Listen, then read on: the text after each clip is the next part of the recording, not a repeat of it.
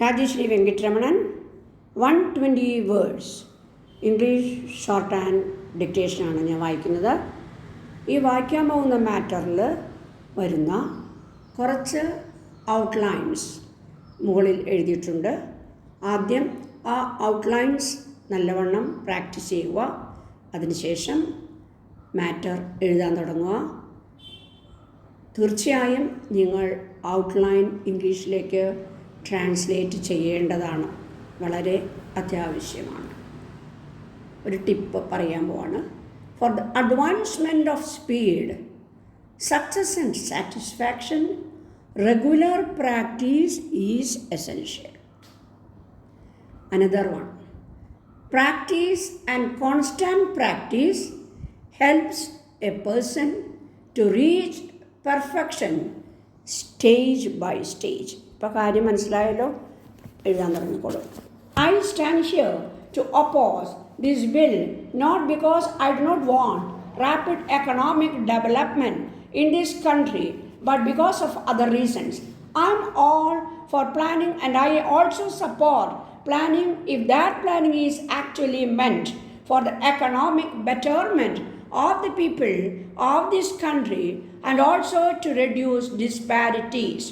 The Honorable Minister, while bringing forward this bill, has put forward the plea that this bill is necessary in order that government may have resources so that planning could be a success.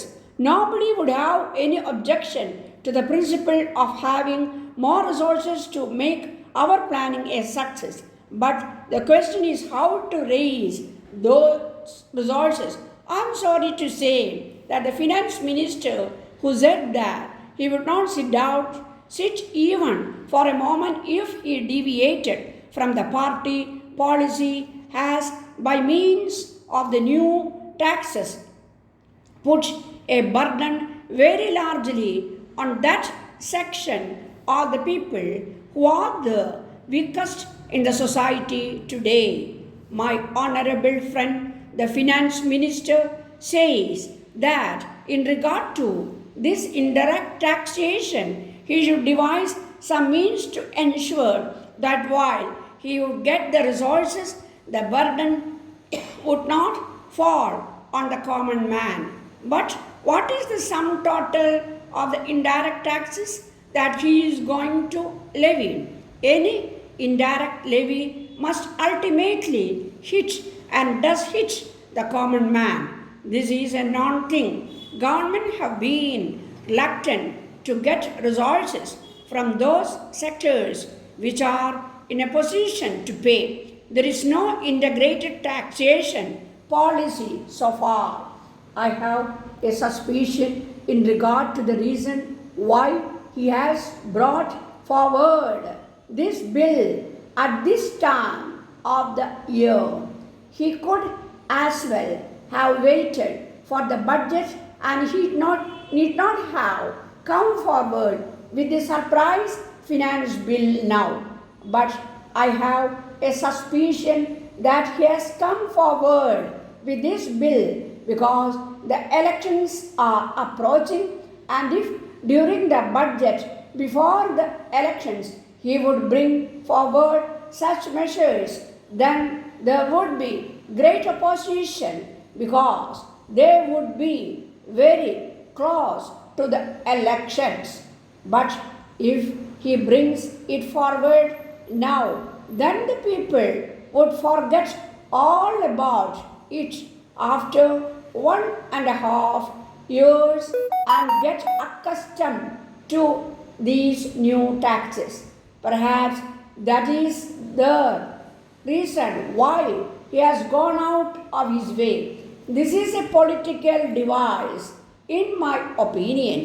I would also like to ask whether government have established any record about economy in administration which would enable us to put more funds in their hands. About 2 years ago, the finance minister said that he was taking a measure to reduce expenditure in his own ministry to the extent of rupees 70 lakhs. He has again promised in the course of his reply that the government are thinking about it and they would persuade the states also to do something in this matter. From all calculations, it seems possible that in the state as well as the central sector of administration, an economy to the tune of rupees 200 to 300 crores could easily be affected, but that has never been attempted anywhere. The last reason for which I am opposing this bill is this. I have gone through the speeches of different members of even those who have supported this bill. There is not even a single speaker who has not raised the question of rise in prices. Everybody who has lent his support to this bill has expressed concern about this. And what has the Honorable Minister to say in regard to this? He says that ours is a federal structure and the states are masters in agriculture, and if there is increase in food prices, the food minister is in a great difficulty.